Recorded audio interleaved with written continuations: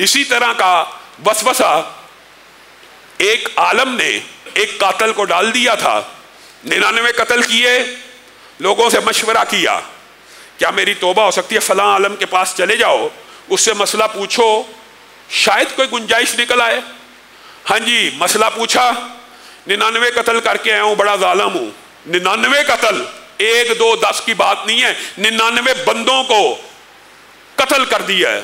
हकूकुल इबाद में सबसे बड़ी हक तलफी किसी की जान लेना है, यह बात भी समझ लीजिए। सबसे बड़ी हकूकुल इबाद में हक तलफी।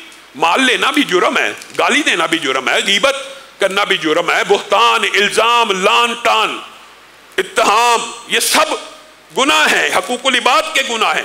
लेकिन इनमें से सबसे बड़ा गुनाह हकूकुल इबाद का क्या है? किसी बंदे को कत्ल ही कर देना। इससे बड़ा हकूकुल इबाद में किसी बंदे की हक तलफी नहीं हो सकती कि उस बंदे को कत्ल ही कर दिया गया और उस बंदे के अमाल का सिलसिला ही मुनक़ते कर दिया गया और उस बंदे ने शायद तौबा करनी हो, उसको मौका ही नहीं दिया गया, और उस बंदे ने शायद कोई नेकी करनी हो, उसको मौका ही नहीं दिया गया। आलम के पास पहुंच गया, हाँ जी 99 कत्ल किए, बड़ा जालिम है, बड़ा फासिक है, बड़ा बेईमान है, बड़ा ऐसे है, वो है, तुझे माफी नहीं मिल सकती। इंसान की नेचर ही ऐसी थी, है ही जालिम जाबर किस्म का बंदा था। उसको गुस्सा आ गया, अगर माफी 99 से नहीं मिलनी तो तुझे भी कर देता हूं, 100 पूरा सेंचुरी पूरी कर देता हूं, एक और करने से क्या फर्क पड़ जाएगा। लेकिन जैसे कत्ल किया फिर नादम हो गया। पहले 99 माफ करवाना चाहता था, अब एक आलम के हाथ से, खून से भी हाथ रंगे गए हैं, अब तो मैं बहुत बड़ा शकीउल कलब हो गया हूं, मेरी इंतहा हो गई है। फिर मशवरे करने लगा, कहा इससे बड़ा एक आलम है फलां इलाके में, चला जा उससे मशवरा कर।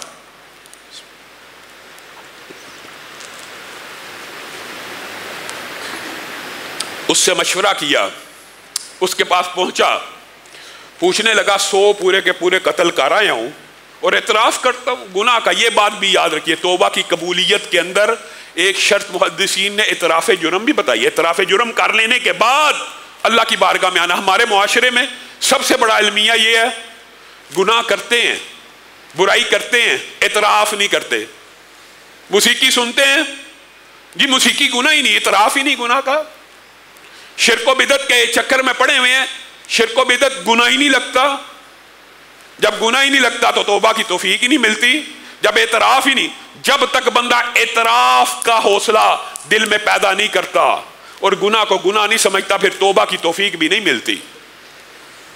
कहने लगा अब मेरी तौबा हो जाएगी, सच्चे दिल से नादम है?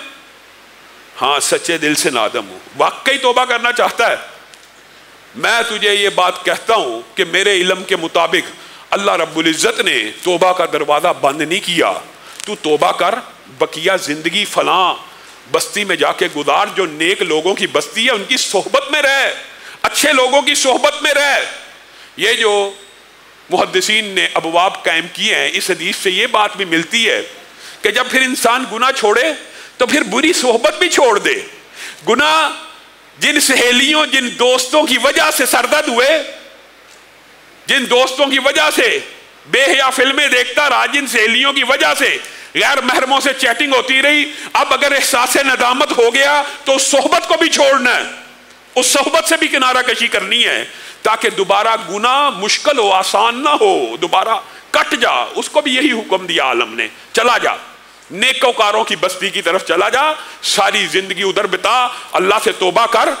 अल्लाह की बारगाह में क्या कमी है? उम्मीद है अल्लाह तेरे गुनाहों को माफ कर देगा।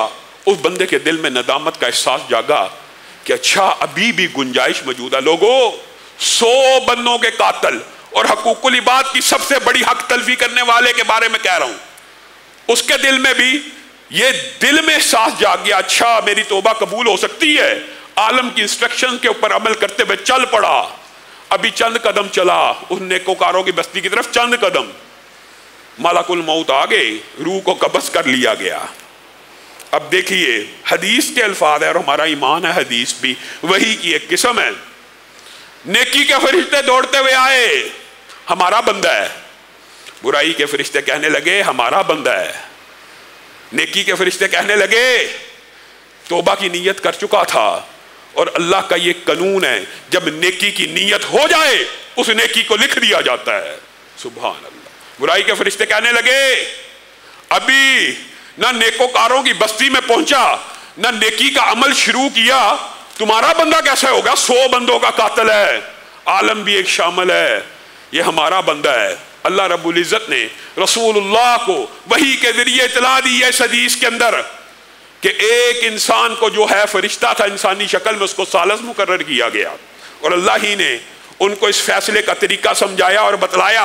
एक फरिश्ते को सालस मुकर्रर करते हैं, आप फैसला कीजिए बंदा हमारा है या बंदा बुराई के फरिश्तों का। इंशाल्लाह कब्र के बाप के अंदर ये तफसीलन बयान करेंगे कि मौत के बगैर अच्छाई के और बुराई के फरिश्ते किस आलम में आते हैं। हमारा अकीदा और कुरान पाक की आयात भी इस बात के ऊपर दलालत करती हैं। आलम बरज़ख का जो पहला मंजर इन्हीं फरिश्तों की आमद का होता है। कहा जमीन को नाप लो, उस फरिश्ते ने फैसला यह मुकर्रर किया कि जमीन को नापा जाए। अगर बुरे लोगों की बस्ती के करीब हुआ, चंद कदम तो निकला था, तो बुराई के फरिश्ते ले जाएंगे, और अगर नेकोकारों की बस्ती के करीब हुआ तो नेकोकारों के फरिश्ते ले जाएंगे। फरिश्ते ने फैसला सुना दिया और अल्लाह ताला ने जमीन को हुक्म दिया कि इस बंदे की मैयत को लेकर नेकोकारों की बस्ती की तरफ सिमट जाओ। जब पैमाइश की गई तो नेकोकारों की बस्ती का फासला कम था, नेकियों के फरिश्ते इस 100 कातिल को भी ले गए। वजह नीयत नेक थी, नीयत के अंदर तौबा मौजूद थी, इखलास नीयत से, खलूस नीयत से नादिम था, शर्मिंदा था।